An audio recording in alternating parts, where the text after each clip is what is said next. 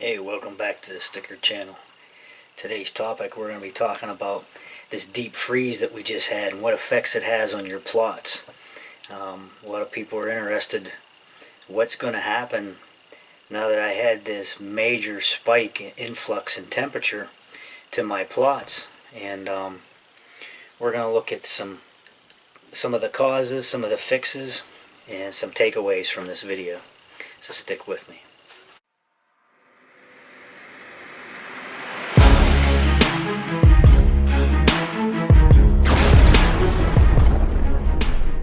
Okay, first of all, folks, we're going to talk about the makeup of your plants. Is like plants have about like 70% moisture content in them, and the rest of the plant is made up of other things of carbon and things like that. And when you get a deep freeze like this, you're going to have, think of like a plastic water pipe, when it freezes and it bursts. All your plant's biology has cells in it, and the cells, the water inside of those cells, when it gets this cold like it is, it freezes and bursts. And like I said, the analogy of the pipe breaking is kind of the same idea, and which causes irreversible damage to your plants. So we had this major influx, that deep cold, and now it's going to warm up, and what you may see is dead tops to your plants or yellowing, and a lot of that's irreversible. Some of the plants may rebound. The annuals may possibly get hit the hardest, or the plants that you tried to establish this year. Perennials will be a little hardier for you. Things that will survive the best for you is probably your grasses and your grains and things like that. Those things will not be hit as hard. So there's some factors involved too. Let's talk about the factors of what determines how hard these plants were hit. First of all, like if your weather has been cold already, if you've been going through freeze and thaw or below freezing temperatures already, your plants, if the temperature drop was gradual, have acclimated to that, and it may not affect them.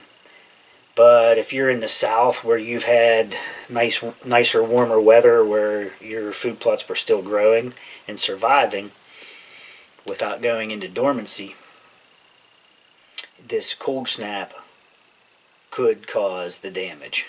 Okay, some of it may rebound, some of it may not. Some of the other factors would be like a blanket of snow. If there was a blanket of snow on top of the ground all over your plants already, that would cause that would be like an insulation factor. Like if there was ice buildup or snowpack, that would probably have protected your plants some. So you may not have as much to worry about. Some of us folks that are in the northern tier. So this mainly video may help some of the people from the south understand that why their plots are going to be looking dead or yellowed. Let's talk about some of the fixes. Now you're wondering, what could I do to help this plot now? The fixes would have started way back when you did your fertilization. So this is something that you probably could have kept from happening as much as badly. Fertilization would have been important because in the NP and K, your macros, the K, the potash part, is very important. That is like the antifreeze to your plants. That is like a portion that helps protect them from that deep freeze. So if you had your fertilization correct from the start, that would have helped the defense of this deep freeze on your plants. Having having your granular fertilization would have been, if it was spot on, that would have helped you a lot, is what I'm trying to say. And at this point now, like, people are wondering, well, can I spray something on them to help the plants? That is probably a no-go, and the reason I say that is because foliar feeding and sprays are usually absorbed through the tops of your plants, and if you're having an issue where they're dead looking or already yellowed out, they're not going to be absorbing that foliar feed in through the leaves and stems. So it is going to be a granular fix, if anything, if that even helps. So there's a little tip for you there. If you had planted a diversity of blends and things, that would have helped also for the survival of your plot. Because if you just have like purple top turnips or something that's on top of the ground, and that bulb is sitting up there, and it got that deep freeze and that froze, and it broke all those cells open, and what's going to happen is you're probably going to have a lot of rot. And not saying that the deer won't eat that, but your plot is probably done for the year, and it will probably start to die and yellow. Okay, let's look at some of the takeaways you should have from this video. Okay, we talked about the fertilization being spot on. You always want to have your fertilization spot on. Let's see. Some of your seeds that you may have planted in a blend. Let's say you may have buried some of those too deeply, which is a common food plot fail. A lot of guys say, "Oh, I planted all this clover and it didn't germinate well." Well, normally, first thing I ask is, how did you plant it? Did you bury it too deep? And had you buried some of it too deep, it might benefit you at this point, believe it or not. That hard freeze and thaw may mix that up enough and bring some of that seed to a point to where when it does warm up, it may germinate. So you may have helped yourself there. Who knows? It's very possible. We talked about having diversity in the ground, different blends, grasses and grains, and things that are planted.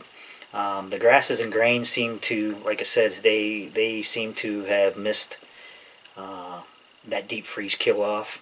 A lot of that stuff will survive. And some of the positives is maybe some of the invasive plants and things and the pests and things with this deep freeze that may have helped you there. It may kill off some of the invasive and some of the pests. What else can we talk about?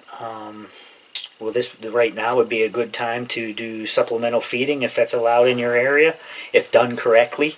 You don't want to introduce corn at this point if those deer have never seen corn all summer, or that type of thing. Or hay. Hay's not a good thing. Alfalfa would be a better choice. Protein pellets, these types of things, minerals, done correctly, and you need to research that out. Maybe it's time to enhance your browse, TSI work, do some tree trimming and things, and let them be able to eat those tops, and that'll supplement them through these hard times, especially if you have a bad ice pack or snow pack on where they can't dig down to get this stuff. Okay, but if you plant different grasses and grains, grains like winter wheat and winter rye and things like that are considered a grass. That's what I mean by grasses and grains. There's some clovers here that are very cold tolerant that make the cut better than other clovers, because you may even have a clover kill depending on how cold it got in your area and how well established the clover may have been. If it was like a first year planting, you may have a kill off. If it was second, third year of this clover, it may survive. But some of the better clovers, like that some of these biologists and things have said that have made it through the best in this cold snap, would have been like Balanza and Crimson on its second year. Maybe not the first year planting, but if it was already established and had 2 years on it. So that may be a little tool in your box for the future, so that you can plant some of these blends and things and have stuff in there that is going to last for you. Hopefully that'll answer some questions. A lot of people are worried right now, especially folks from the south. They want to know what this cold snap had done to their plants and their plots at this point. They're afraid for their deer to make it through. But truth be known, God made the deer a certain way. They don't need our help. And really, they will survive on their own through any woody browse or greenbrier, or all these things, leaves, acorns, whatever they can dig and find. They really didn't need our help to begin with, but I thought I'd answer the question of what happens to our plots. Hey, check out after the new year, which I want to wish everybody a happy new year. I'm co-hosting a podcast, myself and Whitetail Obsession Outdoors. We are collaborating, and we have a new podcast out. So I want you to catch that and subscribe to this channel, and you will be able to watch it. It's going to be a video podcast. They're going to be out every Sunday morning. The first one comes out January 1. So go catch that. If you can't catch Boost and look at it online on a YouTube version, you can get on your favorite platform and listen to it, like Spotify or Apple or any of these type of big podcast platforms found in the media. Why, you can go listen to them. So check that out and subscribe and follow along. We'll catch you on the next video. Thanks, guys. Bye.